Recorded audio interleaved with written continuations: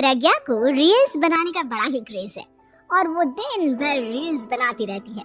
खाते पीते घूमते फिरते घर में कॉलेज में रील्स बनाने के कारण प्रज्ञा पूरे कॉलेज में हाईलाइटेड है। जहां उसके रील्स सभी को पसंद आते हैं, वहीं मनीषा चिंता में डूबी रहती है। एक रोज जब खाते हुए प्रज्ञा रील्स बना रही होती है, तब मनीषा कहती है, एक मिनट भी चैन नहीं है इस लड़की को।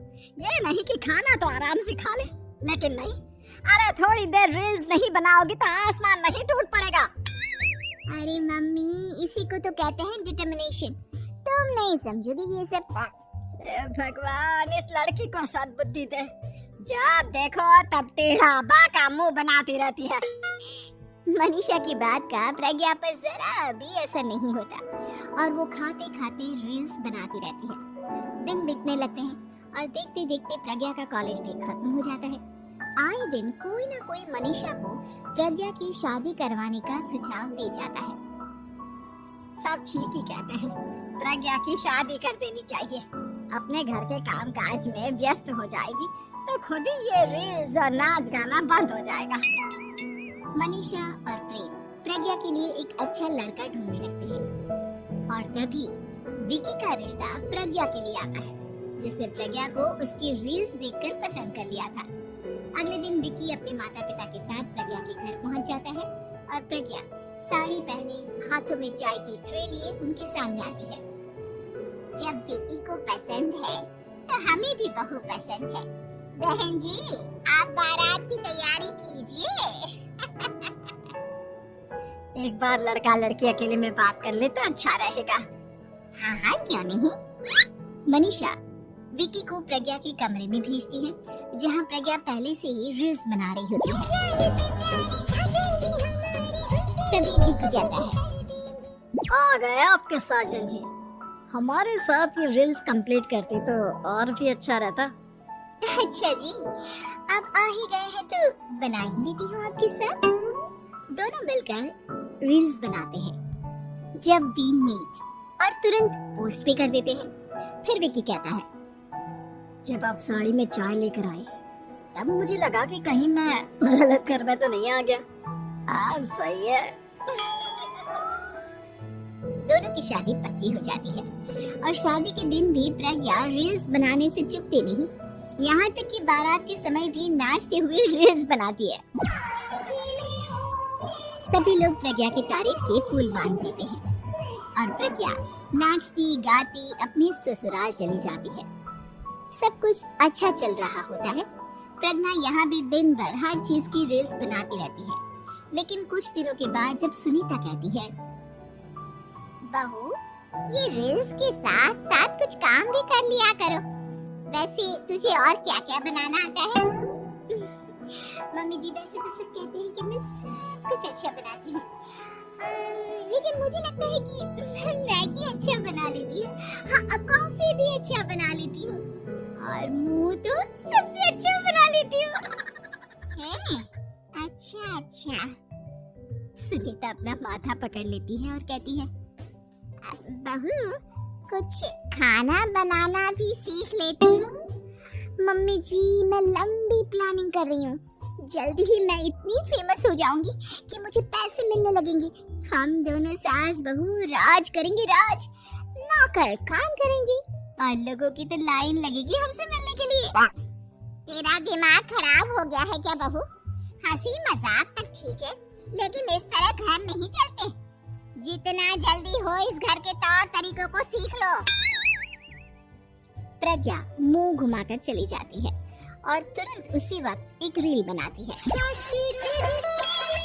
ये देख सुनीता का गुस्सा सातवें आसमान पर चला जाता है और विकी के घर आते ही सुनीता उसे सब कुछ बताती है। विकी भी अब प्रज्ञा की इन हरकतों से परेशान हो जाता है। तुम टेंशन मत लो मम्मा, मैं देख लूंगा। विकी कमरे में जाता है तो देखता है कि प्रज्ञा रील्स बना रही है। विकी बड़े ही प्यार से प्रज्ञा से कहता है, प्रज्ञा, इन सब के लिए मैं तुम्हें मना नहीं कर रहा हूँ, लेकिन फिर भी हर वक्त तो ये अच्छा नहीं लगता ना। समझने की कोशिश करो, मुझे भी तुम्हारा थोड़ा वक्त चाहिए। मैं जब ऑफिस से आता हूँ तो मुझे समय देने की जगह इसी में लगे रहते हो। तुम ज्यादा ही सोच रहे हो। तुम भी मेरे साथ रील्स बनाओ ना। तुम्हें भी बहुत अच्छा लगेगा। तुम्हें इज्जत से कोई बात समझ में नहीं आती क्या? दिमाग खराब हो गया है तुम्हारा इस चकाचौंध से। अगर तुमने अपना रवैया नहीं बदला तो मैं तुमसे दूर चला जाऊंगा। तुम ही रिश्ता लेकर आए थे, मुझे लड़कों की कमी नहीं थी और ना आज है। विकी दरवाजा पटक कर चला जाता है। धीरे धीरे विकी प्रज्ञा से दूर होता जाता है। एक रोज मनीषा प्रज्ञा के ससुराल उससे मिलने जाती है। तब सुनीता उससे कहती है, बहन जी अब आई है तो कुछ दिन यहाँ रहकर जाइएगा, आप ही का घर है। हाँ मम्मी, बहुत दिन हो गए तुम्हारे साथ एक भी रील नहीं बनाई मैंने। प्रज्ञा तुरंत अपने फोन में रील्स ऑन कर लेती है। ये सब मुझसे नहीं होगा। तेरा ये भूत अभी तक नहीं उतरा क्या?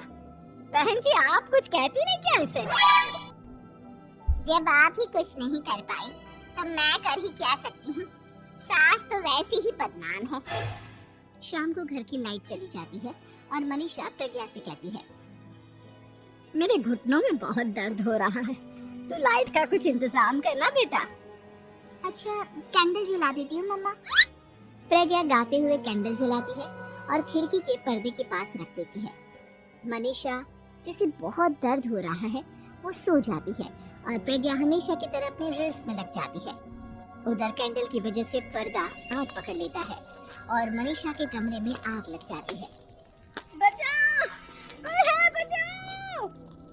सभी भागते हैं और विकी कमरे की आग बुझाने में लग जाता है, लेकिन तब तक मनीषा आधी जल चुकी थी। मनीषा की हालत देख प्रज्ञा रोने लगती है।